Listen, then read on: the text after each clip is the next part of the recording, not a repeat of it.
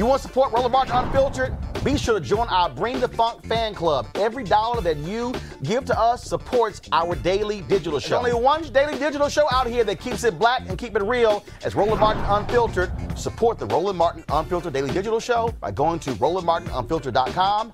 You can make this possible. Yeah, folks, in Minnesota, the former St. Paul police officer who led a police dog maul an unarmed black man is going to spend the next 6 years in prison. In June 2016, Brett Palkowitsch and other officers responded to a call about a large street fight and were looking for an unidentified black male with dreadlocks and a white T-shirt carrying a gun. 52-year-old Frank Amal Baker fit the description.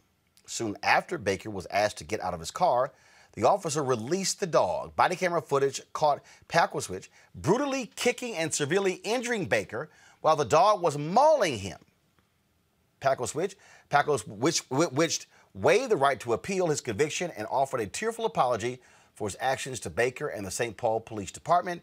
Baker had nothing to do with the reported incident in the end. Watch this video, folks.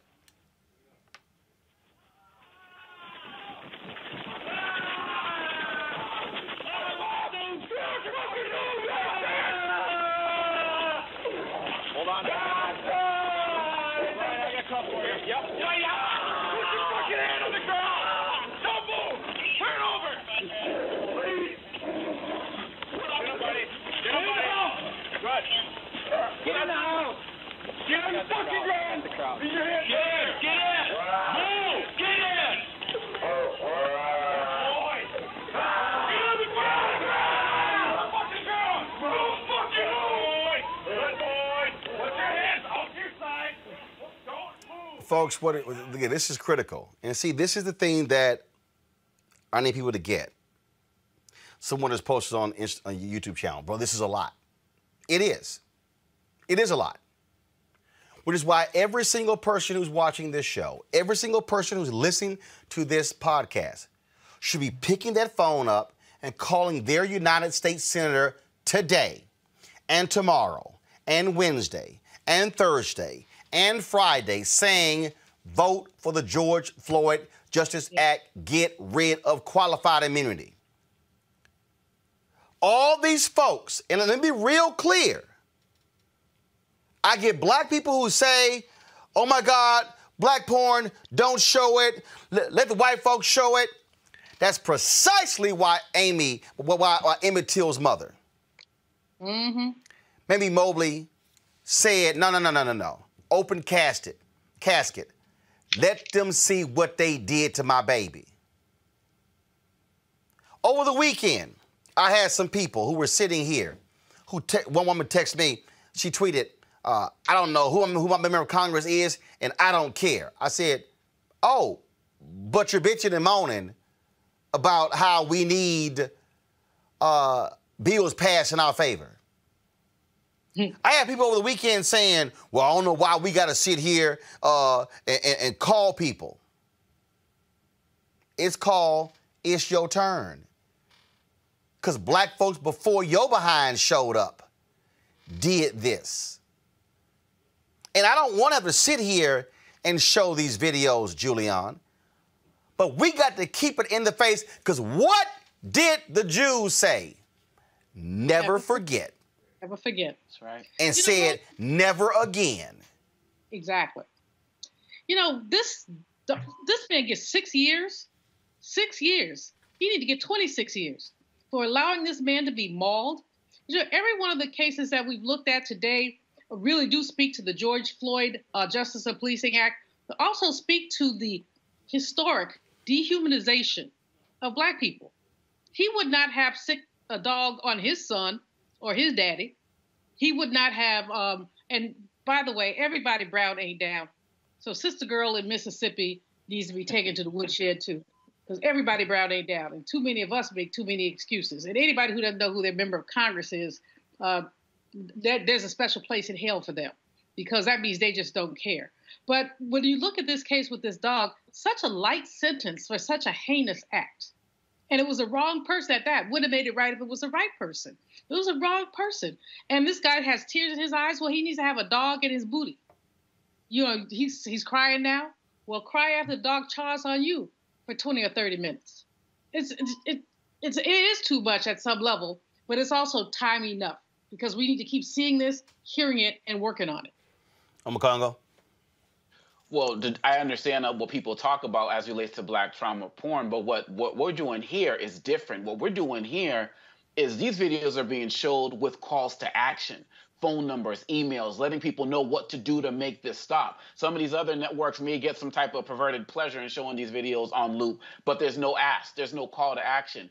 Right here, we have an opportunity with every video that you show, with every mother and father and lawyer that you interview, you give us an opportunity to do something about it. And so for those folks on YouTube and other places saying this is too much, it's not going to be too much when it's you. And so right now, you have an opportunity right now to do something about it. And if you don't do anything about it, how are you going to expect it to stop? Like you said, Roland, you don't want to show these, but this is our world right now. This is where we're living right now. And whether you are a toddler, whether you are a teenager, whether you are a parent, whether you are a grandparent, male or female, it doesn't seem to matter. As Samuel Jackson said last year, it's open season on Black people. And until you see it in your face, you're not going to be motivated to do anything about it. And if you still are not motivated to do something about it, I still pray it don't happen to you. But we're going to keep doing this work. And that's the thing right there, Avis. I guarantee the people who are complaining, you know what?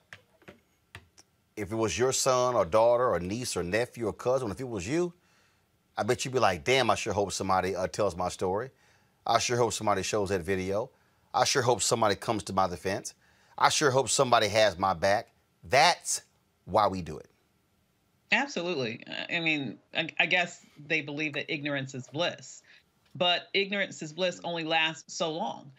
What's important about showing what you're doing tonight is you're showing that this is not just one case. It seems like here in America, we focus on one case for a period of time, and then we stop looking at that one, and then we look at the next one. Then we stop looking at that one, and we look at the next one, as if it's only one incident at a time. What's important about what you're doing now is that you're showing a pattern. Yep. You're showing a pattern of practices of policing in this country. And it doesn't matter how old you are. It doesn't matter how innocent you are. It doesn't matter if you're sitting at home, minding your own damn business, chilling with your children. It does not matter. This could happen to anybody. And what I want us to do as a people, we need to understand this is not supposed to be comfortable. It's not comfortable when you're being oppressed. It's not comfortable when you're being murdered. It's not comfortable when you're getting a dog sicked on you and telling you 3 different commands in the span of a second. Put your hands on the ground, don't move, roll over. He was supposed to do all of that in 1 second. If you listen to that tape, he got 3 different commands in like a second. That is the level of incompetence and evil. I will just use the word evil that has infused police departments across the country. So the least that you can do is muster enough courage to face it and then act to do something about it. And part of that acting is not just knowing who your representatives are, it's voting. I want everybody to understand there is a direct line between what we're seeing here and who's sitting in the prosecutor's office and who voted them in office. Who's sitting on judges' benches and who voted them on those benches? You know, who's sitting in Congress and whether or not the George Floyd Justice and Policing Act passes or gets stalled in the Senate. There's a straight line between that and the attacks on Black voting power in 43 states across the nation right now. They want to be able to do this to you forever. So my point is, let's stop trying to be so sensitive about this thing that we don't even want to see it and we just want to look away. We do not have that luxury. I know I don't for my sons, and you don't for yours, or your children, or even for yourself. And you're absolutely right. That's why we ran all these back to back, so folks can actually understand what's going on. I mean, that's what people don't understand. So, you know, we're sitting here focusing on the issue. Now, folks, back to our Roland Mark Unfiltered video in just one moment. Racial injustice is a scourge on this nation, and the Black community has felt it for generations. We have an obligation to do something about it. Whether it's canceling student debt, increasing the minimum wage, or investing in Black-owned businesses, the Black community deserves so much better. I'm Nina Turner, and I'm running for Congress to do something about it.